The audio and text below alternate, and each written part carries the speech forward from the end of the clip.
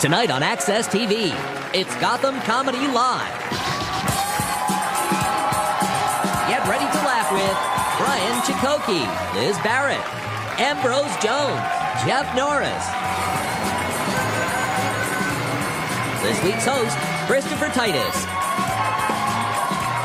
Gotham Comedy Live, all happening right now. Ladies and gentlemen, Christopher Titus.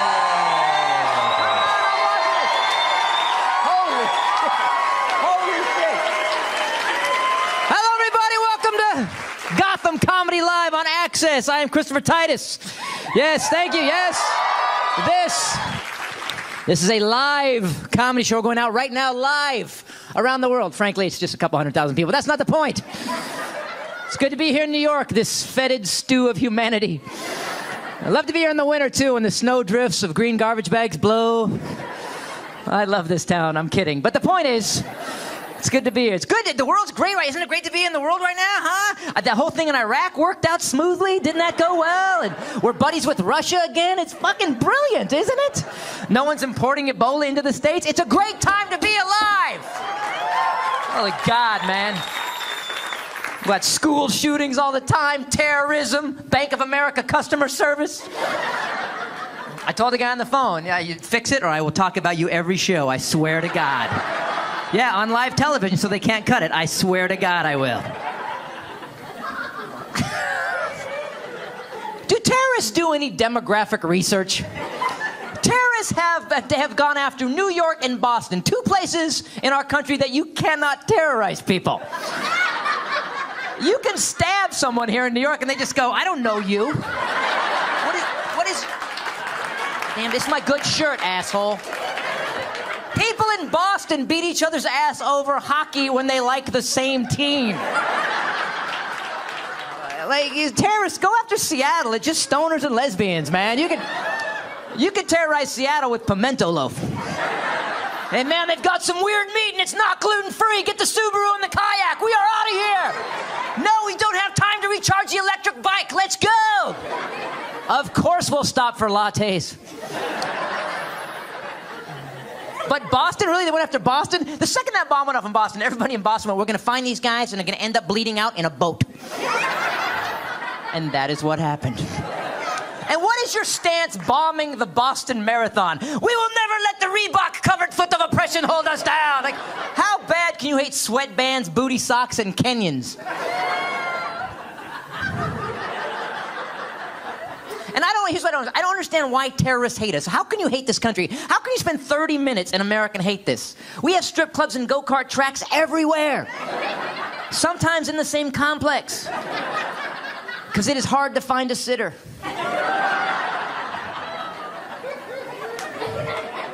And I get why they're pissed off. You were raised in some horrible sand-covered nightmare, you know? I'm not making that up. It's 120 degrees all the time. You got two views, oil derrick or camel ass. That's it. It's summer all the time, but not a bikini to be seen. You gotta masturbate to a woman blinking fast.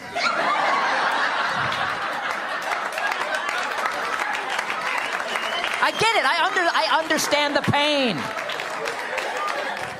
But to you people from those countries that hate us, come to America. We love our immigrants here. We were built on immigrants. Enjoy the fruits of this great land. And then when you go back home to visit your people, blow some shit up there, okay? Because that's where you got mad. Do you want to know how amazing our country is? We have people from this country right now that should be terrorists, and they're not.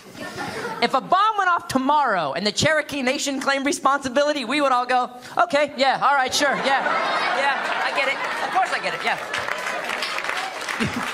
You would see Anderson Cooper. The FBI has determined it definitely was the Cherokee Nation that committed this heinous and brutal act. The FBI has responded with this statement. We're cool. Frankly, we're surprised it took this long. We knew the casinos would not be enough. And I'm so tired. Aren't you tired of hearing about terrorism? You guys have had it the worst, man. It's just every day, new terrorist threat, terrorist. I'm so tired of hearing it. And it soaks in, doesn't it? At one point, soak in. And I got freaked out one day, and I was like, well, how much terrorism is there really? So I went to that pressure cooker bomb-making website to see how many people had hit it. Yeah, I'm sure I'm going to have no problem getting on an airplane for the next 3 years. I wasn't thinking. I'm going to be the naked guy at TSA going, I was trying to write some jokes! Ow, ow, ow! I go to the terrorist bomb-making website. 32,000 plus people had hit the pressure cooker bomb-making website. That's a lot of terrorism, right? That's a lot of people. And I got scared. And so then I went to Kitten Plays with Yarn. 6.2 million hits. Yes! We are a furry creature-loving people, lady! I tell you what, I'll put 6.2 million cat people up against 30,000 terrorists any day of the week. Yeah, you get all you little terrorists in a stadium. We are 30,000 strong. We are going to destroy this imperialistic nation. Oh, no, you aren't, you son of a bitch. Do you see how many of us there are, my friend? That better be a goulash in that pot. Or myself and Captain Jack Sparrow Eater are going to be up your ass. That's right, I said Captain Jack Sparrow Eater. Yes, I did. So you're like, oh, that's a good name for a cat. Oh, that's a cute name for a cat. It's bad news all the time. You know what's pissing me off too about the bad news is that we look for bad news, then we figure out how to, like, if something kills us as Americans, we figure it out. We spend billions of research. That kills us, let's fix it. But we don't fix it. We figure out what kills us, and then we don't give a flying rat's ass anymore. Case in point, cigarettes. Cigarettes kill everybody who uses them. The government knows this. Government, cigarettes kill. We heard. What do we do? Put a label on it. Good idea. That's all they did. I guess it's on you now. It says it on the pack. This kills your ass dead. You will live 11 years less than everybody you know. I know. I read it. I'm not an idiot. Look around. I don't want to be here that long anyway. So, prescription medication. We know this. Prescription medication kills more people than car accidents every year. I know. It's horrible. People don't know how to dose. It's one pill for every 2 beers. Yeah, don't go with me on that, all right? I'm not a doctor. I know Philip Seymour Hoffman makes one mistake, and I got to do a disclaimer every show. Don't you dare ooh that joke. Don't you fucking dare ooh that joke. I'm sorry, 50 bags of heroin? Did he not think that might go sideways on him? Yeah, because your judgment is always so good after that first bag of heroin, aren't you? Well, I'm just full of heroin right now. I could not shoot another ounce of heroin if I wanted to. I'm going to put these 49 bags of heroin away for later, because I just had me a heroin Thanksgiving. Gonna unbuckle my belt. I'm so much heroin. Was he going to Costco? Was it Kirkland heroin? All right, that joke is just for members.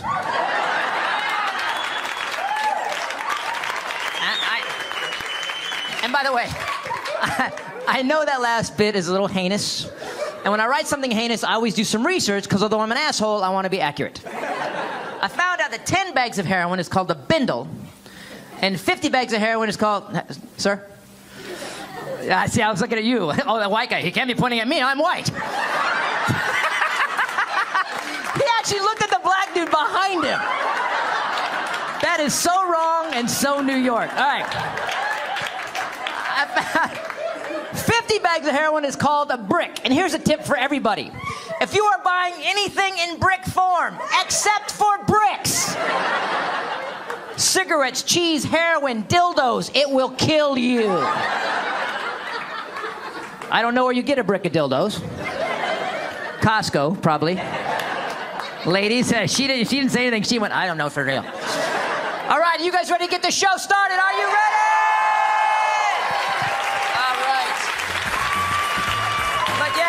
Stay tuned for more laughs on Access TV, live from the Gotham Comedy Club in New York City. Ryan Chakotay is taking the stage when we return.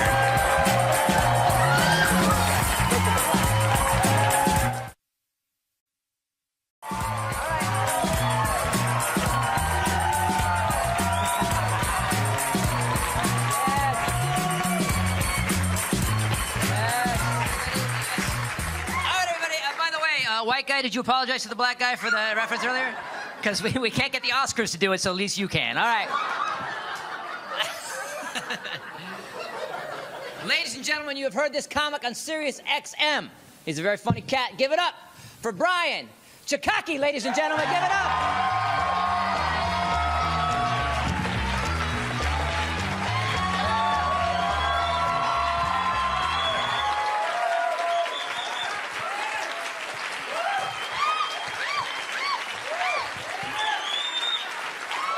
Hello, hello, hello, hello, hello. Oh, yeah. You guys are like, I didn't know Anderson Cooper. Shut the fuck up, man. Can't ruin my mood. I'm in a good mood, man. I just got married this last year. Yeah. I met my wife on an internet dating site called I can't believe it got to this.com. Cool, we got some matches here. Cool, cool. Now, I did the internet thing for a little while because, like, I don't know, man, I was not a ladies' man in high school or college because I was kind of small. You'd never know it by looking at me. But the thing is like, it's a visual joke. All right, cool. Let's be honest, man. Women see small men differently. You do. You see small guys differently, and sometimes you say weird stuff to us. Like a girl came up to me after a show one time. She's like, "Oh my God, you are so cute. I want to put you in my pocket and feed you M&Ms."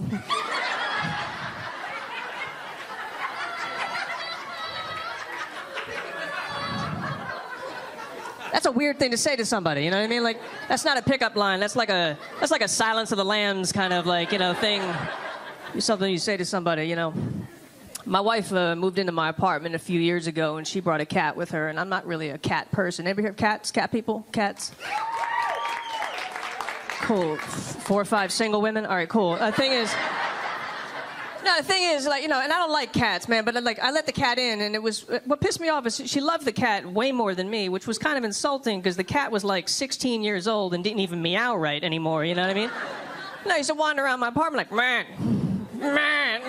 Like she'd been smoking Luckies since she was a kitten, you know. Man, someone clean up my litter box. Coughed up a hairball like a week after moving in, which really freaked me out. Like my only experience with cats and hairballs was like the Tom and Jerry cartoons. You know, it's a cute furry little ball, you can play with it, but that is not what happens in real life. And it threw me off because cats are very graceful animals, man. I used to wander around my apartment like she was doing Project One Way, you know what I mean? Like walked into my kitchen and suddenly this Pentecostal exorcism started coming over the cat. She hunkered over like James Brown, waiting for a hit, you know, and like, I don't know why they call it coughing up. Like, that's a polite term for demonic puking. She hacked up this phlegm ball, like alien pod wrapped in hair. I actually thought another cat was going to come out of this thing. We'd have 2 cats, a wet one and a dry one, you know? And they make like a weird noise, too. Like human beings, you can't tell someone's going to throw up, but a cat will send you a signal they're about to do it. They make this sound. It's like... And then, you know, the floodgates are about to open up. You know what I mean? Like... No, and it's weird because her cat's favorite thing to do was to throw up underneath my bed at 3 o'clock in the morning, which was like the worst thing to wake up from a peaceful slumber to... And like, I don't want to clean that up during the day, let alone at 3 a.m. So I'd be like upset in denial, be like, oh man, maybe she's not throwing up. Maybe she's listening to techno music on an iPod or something, you know?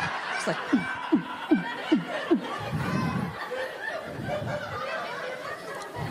I like sex, though. You guys like sex? Man, round of applause. Yeah. I mean, like sex with another person? You know, it's like us.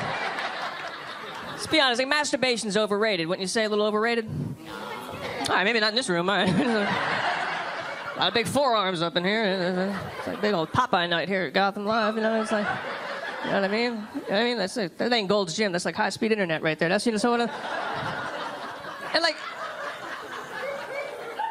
women are so much more classy than men when it comes to masturbation. You got all the toys and whatnot. Like, any ladies here have a friend in the drawer? A little friend? Like, that's a big yes right there. I don't mean friends with benefits, I mean friends with batteries. We're on the same page here, you know what I mean? Like, you know, and it's like, and I don't understand what the vibration's all about. Like, I actually dated a woman one time who was like, point blank with me. She's like, just so you know, I can't orgasm unless I have my little friend. I was like, how am I supposed to compete with that, you know? It's like, am I supposed to hop into bed and be like... You getting close? I'm getting nauseous up here. I'm gonna hock up a hairball here in a second.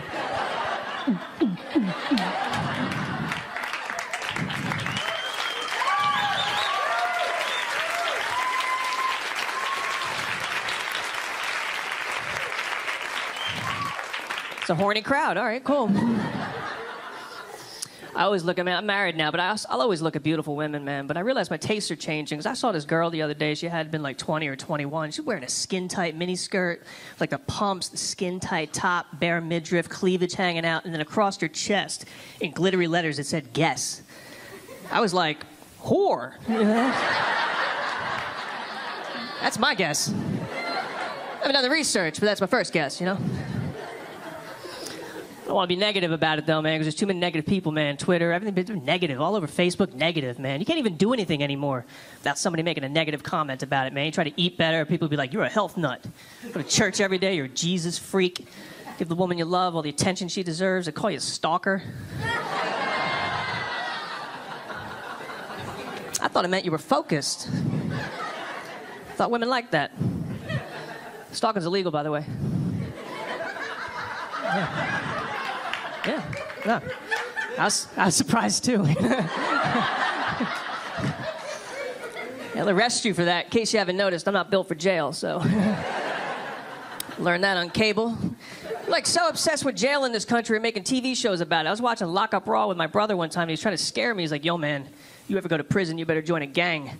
I was like, I don't know anything about gangs. Like, I did West Side Story in high school, but I don't think that constitutes gang experience, man. I don't think being a jet for 4 weeks is going to help out much. There's a riot in the yard, you know? You don't bring this to a fight, you know what I mean? Like, that's like...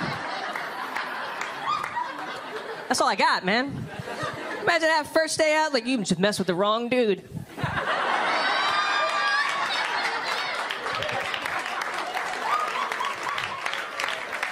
Plenty of flavor left in this lollipop, T-Bone. Bring it on me. Fucking bring it.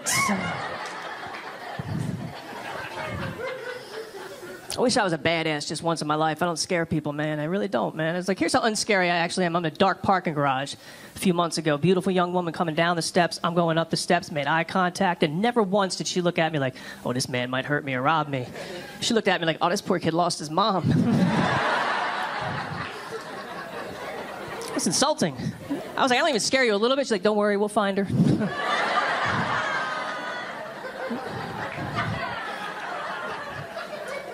Weird thing was, we did. I'm glad to be out of the dating scene, though, man. It was just like, there's too many fake people in the dating scene. People don't present themselves correctly in the dating scene, man. I was like, I went out with a woman one time a few years ago. She tried to tell me she was a vegetarian. She wasn't, man. She was like, she got all arrogant with it. She's like, just so you know, I'm a vegetarian. But I will eat chicken if it's a special occasion. I was like, just so you know, I'm monogamous, but I will cheat if the opportunity presents itself.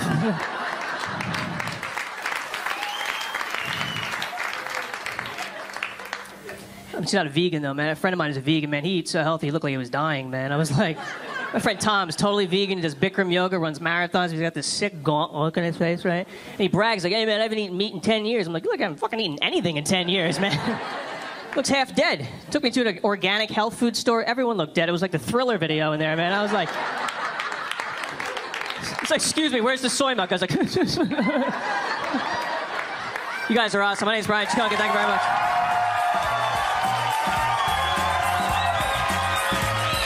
Stay tuned for more laughs on Access TV, live from the Gotham Comedy Club in New York City. Liz Barrett is taking the stage when we return.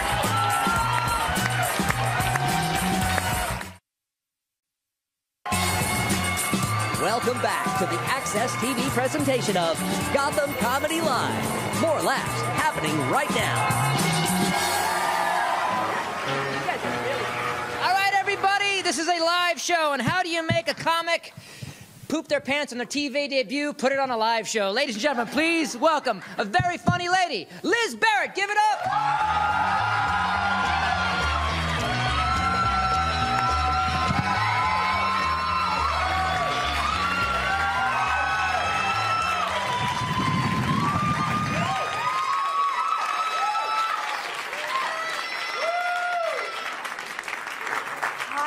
Buddy, how are ya? Oh my God. When I was 7, my mom was about to hit me. And I said to her, hey, can we discuss this? She never hit me again. But now she wants to talk every day. And all I think is, God, can you just hit me? I can't. I talked to my dad today. That was a lot of awkward silences. I swear his tombstone's gonna read, I'll put your mother on.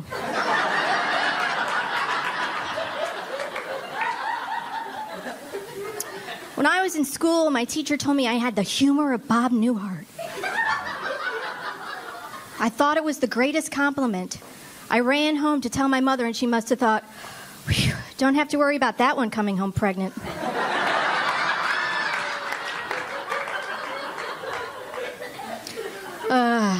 Once, I masturbated so much my cat left.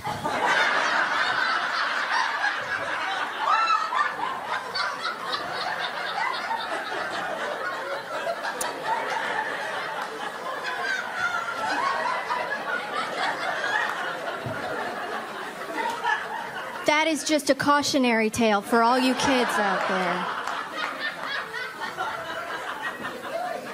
Did you see how women were protesting that hurricanes were only being named female names?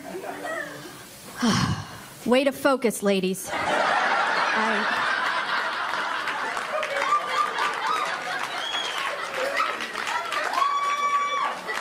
We may not have equal pay, but we have Hurricane Eddie. I don't understand it.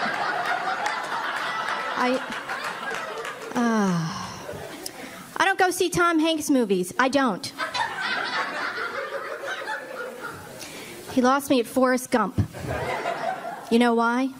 That movie taught me one thing. It's that a retarded man will always do better than a woman.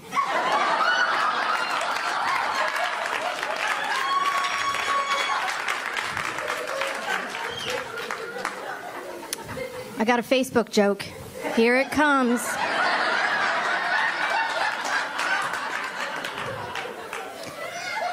Facebook is so whiny. Can you imagine your great-grandmother's Facebook post would be like, I washed 5 loads of laundry down by the creek today. Hurt my finger, it had to come off.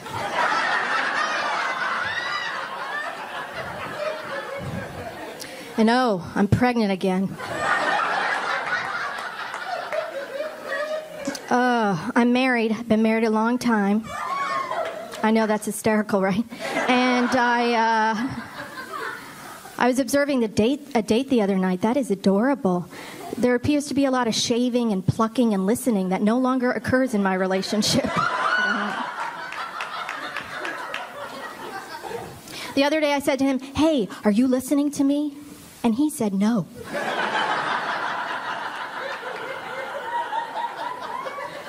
I was okay with that. Because that's the beauty of marriage. It's not like I won't see him tomorrow.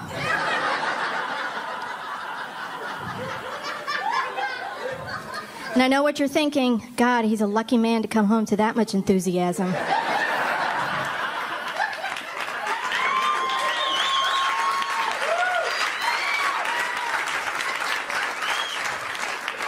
I know what you're wondering. Even on my wedding day, I was like, I do.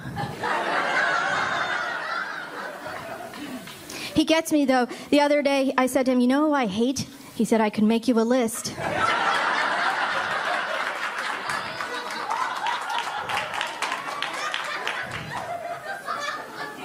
I went on vacation with the in-laws. That got a little boring. I don't know. At one point, my sister-in-law and I were talking about what our favorite numbers were. If you're wondering, hers is 24. It's divisible by so much.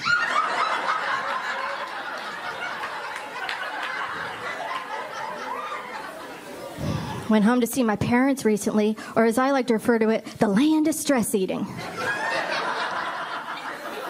I don't know about you, but there always comes a point when you're at home when you're like, it's 2 a.m., I'm eating unsweetened chocolate. What is going on? I don't understand. My parents are 3 meals a day, at regimented times type of couple, right? I was teasing my dad. I said, Dad, have you ever missed a meal? He said, oh, Elizabeth. I remember it well. 1980, I skipped lunch. He said it was my nom. I said, that's weird, Dad. You were in nom. I don't understand that situation. My coworker said to me the other day, it don't matter. And I wanted to say, oh, but it do.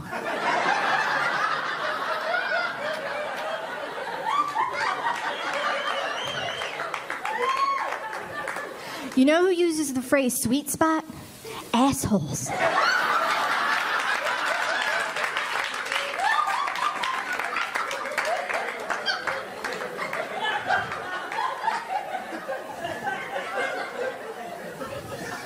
I saw my niece's Little League team.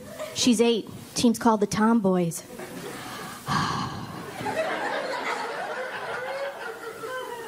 Why didn't you just call them the Little Dykes?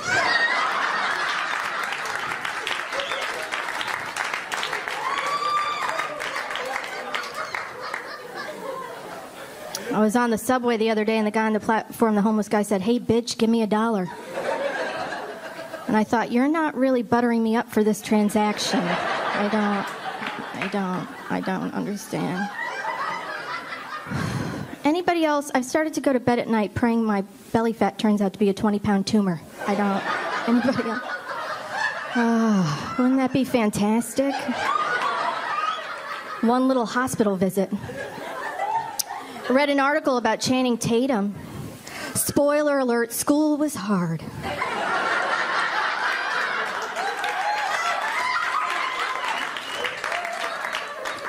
I read an article, 72 things you need to know about Reese Witherspoon, and I thought, that's like 71 and a half too many. I don't actually like magazines. They're always trying to get us to be perfect. I want a magazine for someone like me, someone who's trying to be okay. I think I'd call that magazine Getting By. The logo would be a half-clenched fist. Because who can bother making a whole one? There'd be articles in Getting By like, sometimes showering is half the battle.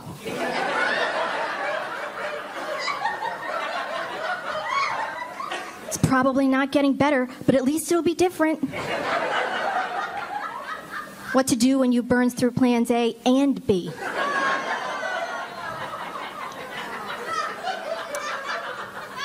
Dusting with your hands.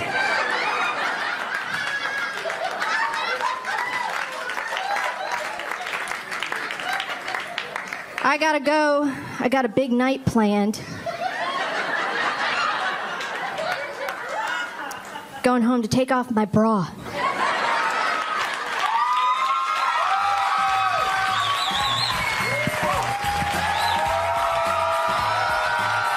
Stay tuned for more laughs on Access TV, live from the Gotham Comedy Club in New York City. Ambrose Jones is taking the stage when we return.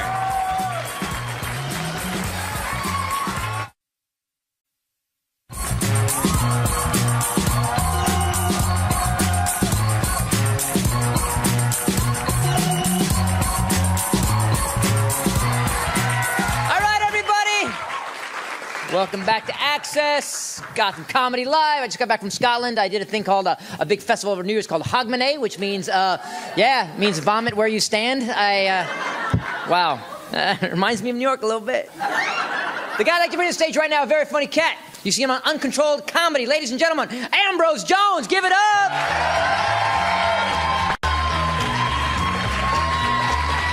Yes, yes, yes, yes.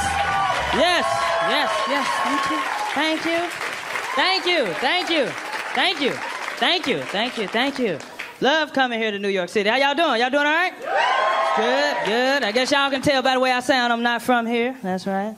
I'm from a big city, though. I'm from originally Chicago, Illinois. That's right. Oh, we got Chicago in the house? Chicago? Okay. We the only ones still alive from Chicago, ain't it? We the only ones? I've been staying in Memphis for the last 15 years of my life. I consider that my hometown now, because while I've been there, I have acquired a driver license, a baby mama, and a patronizing prostitution charge. I guess that's qualified being your hometown, don't it? Memphis, Tennessee got this place called Jack Proto's Chicken. That's where all the prostitutes hang out in front of. You can go over there and get you a 2-piece breast, white meat or dark meat, and the chicken is good, too. The chicken, yeah. They got white and black prostitutes over there, they do. I keep telling my mama, you supposed to move us to safety. She moved us from Chicago to Memphis. That's like moving us from the #1 murder capital of the world to the #2 murder capital, ain't it? Like, what you trying to do, kill me twice, mama? I love it, though. I've been trying to move. I can't. I got a 9-year-old son there. His mom and I separated. I think that was partly my fault, because I grew up in the house with stepdads, and I wanted him to experience that also. Yeah. I felt like I had stepdaddies, you gonna have some too, goddammit. You know? Yeah, good boy. His mom and I was together till he was like 3 years old. I really don't feel like he cherished the time I was there, you know? I used to try to hold him all the time. He want to start crying and go to his mom. I was like, all right, you're going to miss me when I'm gone. I'm not going to be here forever. I'm not. Parenting has changed. You know, back in the day we was growing up, our parents told us what we was going to do and told us what we needed, right? Nowadays, kids tell us what they want and what they going to do, ain't it? Took my son to get his haircut. He going to tell me how he wanted his haircut, too. He's like, Daddy, I want a mohawk. I was like, well, I want you to pay for your haircut. He was like, I can't do it, Daddy. I ain't got the money. I was like, exactly. That's why you getting a bald head then, because you don't have no money. I done been to your school. I done seen what them little boys felling wearing. They wearing mohawks. You making C's. I'm not going to push you over the edge. You know what I mean? I'm a good provider for them, though, I am. So I got to watch my finances and get on a budget. That's what all the financial advisors tell you. Get on a budget. Make sure every dollar is allocated. I grew up without nothing, so you want me to deprive myself as an adult, too? Nah, I don't think so. I'm going to buy everything I see. That's what I'm going to do. I don't like a budget. I don't even shop at Budget Rent a Car. I go to Enterprise. Budget is too complicated. Got to get my finances on track. I went to Eagle Fact check my credit score. Just found out my credit score is around the same number as my age. Yeah, that's right. I'm 32. My credit score 28. It's kind of hard to get approved for a brand new car when you are older than your credit score. Did you know that?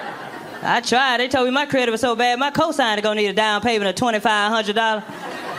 I just looked at them and said, no, my mama ain't gonna do that. You can just ball that application up and just show me what a ride lawnmower is. That, sir? That's it. Looking forward to getting me a new car, though. Right now, I got a 1996 Toyota Corolla. It runs good, take me to point A to point B. The only thing about that, sometimes my destination be at point C. Now I need a ride the rest of the way. People want to know where I'm parked at the bus stop. I be like, that's where my car cut off at. I need your jumper cables, not your criticism, sir. That's what I do the old maintenance. I do my own maintenance on my car. I've been changing my own spark plugs and wires on my car for the last 5 years. That could be the reason why I still running good with 200,000 miles on it. And that could be the reason why the oil is leaking tremendously, too. That damn car leaking a lot of oil. You know, you're supposed to change your oil every 3 months or every 3,000 miles. I change my oil every 2 days or when I hear the motor knock. Just whichever one occur first. My car leaking so much oil, when it's time for me to put oil in my car, I just pour it on the ground because that's where it's going in the first place. I don't even pour it in the car, just pour it on the ground and drive off. My car seems to ride a little better. That's what it is. Ain't nothing wrong with having an older car. Just, if you do have an older car, we'll let you know when you're doing something wrong, though. It will. That's the advantage about it. We'll let you know when you're doing something wrong. I got pulled over by the police the other day. He gonna tell me I was doing 75 miles per hour in a 55 mile per hour zone. I just looked at him and I said, I know you lying because I didn't feel my steering wheel shake. Yeah. I'm like, usually when I go over 40, my steering wheel starts shaking. I didn't feel that, sir. I didn't. I said, you need to go back and check your radar detector over again. He gonna walk off and come back and say, I'm gonna give you a seatbelt ticket. I said, I'll take that. I ain't gonna take no speeding ticket. I know if I would have been going 75, my car would have been jumping all across this road. Then you would have had to give me a ticket for drifting then. That's what you... It's hard dating when you got an older car. Yeah, dating is hard, period, though, ain't it? Yeah. Especially when you get older, your patience wear thin. You know, you meet a woman nowadays, what's the first thing y'all want to do when you meet a man? You want to go out to eat, don't you? I don't know who started this right here. Usually we'll take them to the house and watch a movie. Now they want to go out to eat. I want to go out to eat. My friend told me about this new restaurant downtown. I want to go out to eat. Like, then you take them out to eat all the time while y'all dating, then you get into a relationship with them. Now you got to hear them complain about what? They weight now. Ooh, my stomach getting big. Like, ooh, I gained 2 pounds yesterday. Ooh, I got to get back in the gym. I'd be like, you ain't think about that when I took you out 57,000 times. You didn't say that when you was stuffing that shrimp in your face, huh? Like, now you worry about your stomach now? I be making these women mad. They be calling me, talking about they want to go out to eat. I be like, I ate already. Like, you should have called me 5 minutes ago, baby. I just got done eating. I did. She be like, what you eat? I ate some beans and rice. You can come over and get you some if you want some. Cook me enough to last me the next month. I did. That's one thing. You can't tell no woman nothing about no beans. She don't want to hear nothing about it. Do it. I don't want no doggone beans. I got to taste for some sushi. I be like, you better come wrap these beans and rice up in their cornbread then, because That's all the sushi you gonna be eating over here? You ever had pinto bean sushi? You ever? It got plenty of fiber in it to help you get that stomach down. You can play.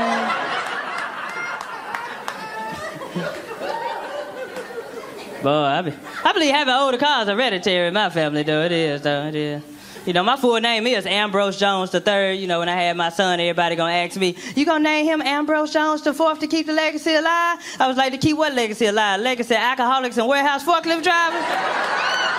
I was like, no, I'm finna end this legacy right now. It ain't gonna be no more Ambroses. This is it. Like, y'all should have named me Ambrose Jones the last, because this finna be the last of this situation right here. All right, New York, thank y'all. Thank y'all. Thank y'all. Stay tuned for more laughs on Access TV, live from the Gotham Comedy Club in New York City. Jeff Norris is taking the stage when we return.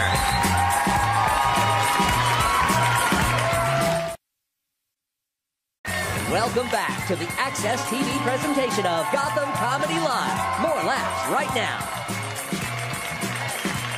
All right. Please welcome to the stage. This guy performs all over the country, and he probably has a body in his trunk. Ladies and gentlemen, Jeff Norris, give it up.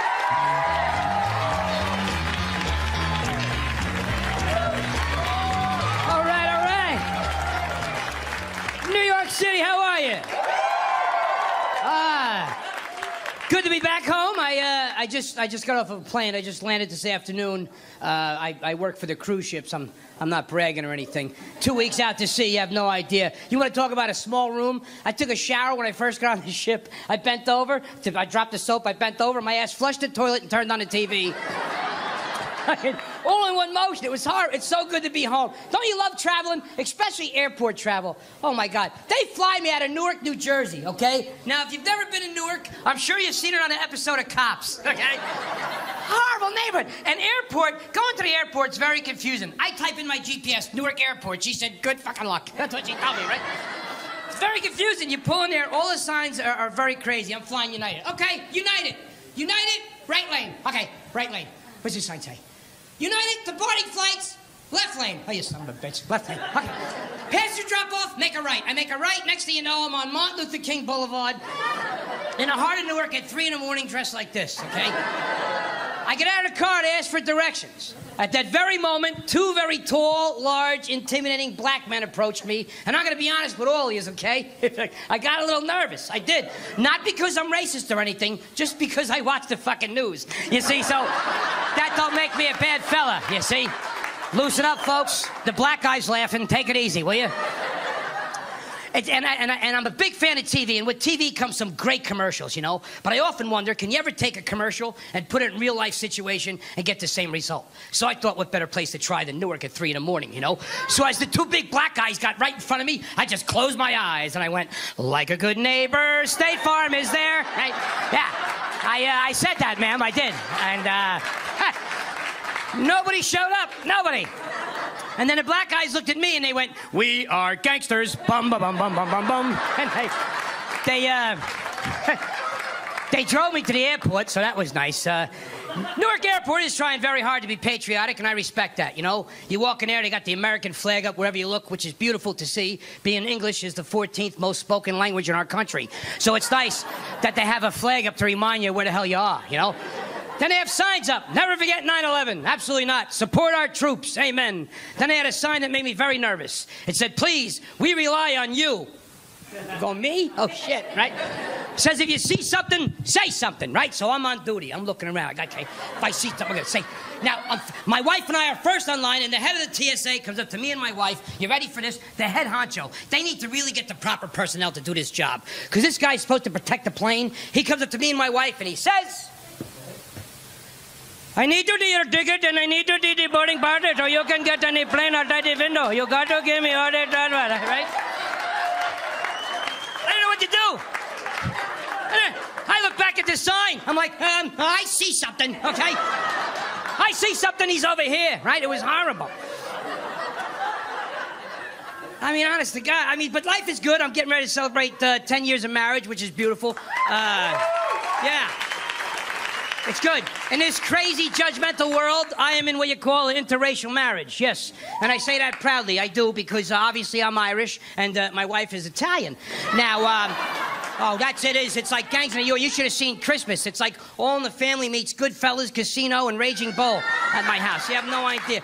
They all came over from Italy this Christmas. You had no idea, right? It was unbelievable. I go into the kitchen. I go, Mom, Dad, the girl I was telling you about is in the living room with her family. They're thinking it's an Irish family, you know? Mother, sister, father, brother, dog. That's it. They have no idea there's a union meeting going on in the living room, right? If all you folks were my in-laws, my father comes out, drunk Archie Bunker, takes one look in the living room, he does this. Whoa, geez, there, would you look at this, huh? Hey, you eat it there? You see what the hell your son brought home there? I got 120 Italians in my living room and no plastic on my sofas in there, right? I panicked. My mother was no better. She walks out like Edith Bunker. She sees everybody. She's like, oh, my God. It's so nice to have everybody in our home. Yeah. I haven't seen this many Italians in one room since I had jury duty. I'm like, no. Then I met her father. I met her father for the first time. It was like meeting Robert De Niro on a bad day, you know? He walked in the room, the house got cold. She's like, Daddy, I want you to meet Jeff. He turned around, I got this.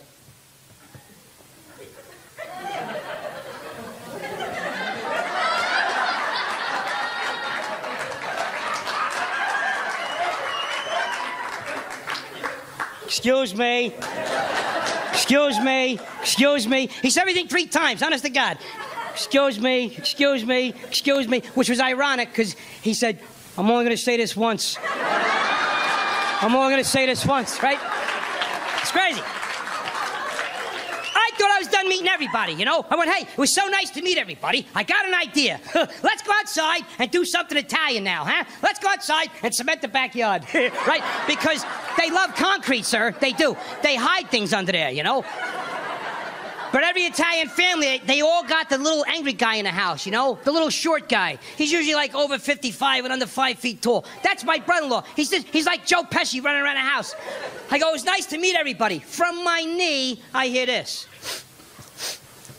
Okay. What the frick? What am I, a mirage over here? Oh, you didn't see me, you fat Irish prick? I thought you saw it. I picked them up, I burped them. I had no idea what to do, right? It was crazy. Marriage life is good. I have no children. I have pets. I have a lot of pets in my house. I have 3 dogs and 2 cats. The dogs were mine, and the cats came with my wife, and I had no choice because I said I do.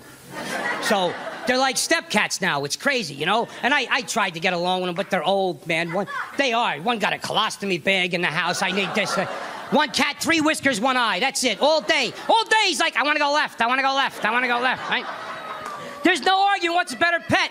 Dog owners, you know what I'm talking about. Dog owners, you come home from a hard day's work, right? You put the key in the door, you walk in, who's there waiting for you but your dog? Your buddy, wagging his tail, letting you know it's safe to come in, but the dog's so excited to see you. He's been practicing all day, right? You walk in, your dog's like, hiya, pal, everything's fine. Nobody called, I started cooking. Okay, take it easy, right? They love you so much, but at least you know your house is safe, right? I know there's some cat owners here. Cat owners, you have no security. You really don't. Cat owner, you come home from work, you put the key in the door, you walk in, nobody's there. They don't care, right?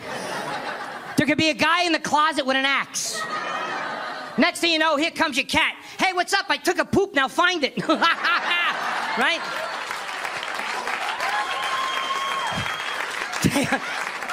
They come out to eat poop. It's ridiculous. It's not fair.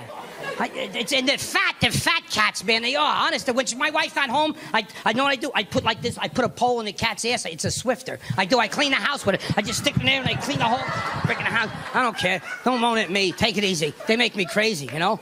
But they're like step cats. It's ridiculous. I can't stand them. And I go into the bedroom at night. My wife's sound asleep on her side of the bed. I go to my side of the bed, and there they are, right? And I'm pissed off right away because they're on my pillow for 20 minutes doing this stuff. Yeah, marking her turf. They're rubbing her ass on it. You know what I mean? I'm like, that's where I put my face. It's ridiculous, you know? Honest to God. It's crazy. The one cat comes out. It's scary. I pick up the broom. I throw it at the cat, you know? The cat starts throwing up in the corner. It's ridiculous, right? I don't know. I travel so much for what I do, and I don't know about anybody in the room if you get nervous with airport travel like I do. But just, you know, because as a civilian, you can't bring a firearm or anything to protect yourself on a plane. So just do what I do, okay? When you travel, every man, woman, and child can do this. It's very easy. Right before takeoff, I stand on my chair, and I sing the Iraqi national anthem. And if anybody joins in, I get the hell off the plane. It's a great way to travel. New York City, I hope you had as much fun as I did. Thank you so much, guys. Thank you. I appreciate it.